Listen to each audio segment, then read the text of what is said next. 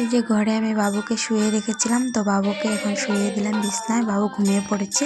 তো এই যে দেখো কত মানুষ হয়েছে, দিদির মনটা অনেক ভালো, তার জন্য অনেক মানুষ হয়েছে দিদির বাড়িতে। তো এই যে আবার বাবু উঠে পড়লো, উঠে আমার কোলে এসে বললো। তো বাবুকে নিয়ে এখন আমি কীর্তন করছিলাম। এই যে বাবুকে নিয়েই আমি কীর্তন করছিলাম। বাবু দেখো কি সুন্দর করে দেখছিল। বাবু এগুলো গান টান অনেক ভালোবাসে। বাবুকে মোবাইলে গান চালিয়ে দিলেও শুনতে থাকে, কোনো কান্না চান্না করে না। তো এই যে এদিকে কীর্তন দেখছিল, বাবুও অনেক শান্ত হয়ে বসে বসে। তো এই যে এদিকে কীর্তন হচ্ছিল, পাঠ পড়া শেষ, এখন শুধু কীর্তনটা হবে, তারপরে শেষ হয়ে যাবে পাঠ পড়া। তো এই যে পাঠ পড়া এখন শেষ। তো সবাই জোকার টোকার দিয়ে নিল। তো এবার প্রসাদ খাবো। তো এই যে এদিকে আমি বসেছিলাম, ঘরে এসে বসেছিলাম।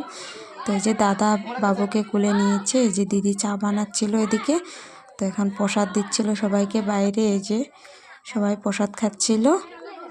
তো এখন আমিও প্রসাদ খেয়ে নেব। তো প্রসাদ খেয়ে আমি চলে যাব বাড়ি চলে যাব, কারণ বাবাকে চা বানিয়ে দেব, তারপরে আবার আসবো দিদির বাড়িতে, কারণ কালকে কার্তিক পুজো করবে দিদি, তার জন্য আজকে সরঞ্জাম করবে, তার জন্য রান্না করেছিল, আমাকে খেতে বললো।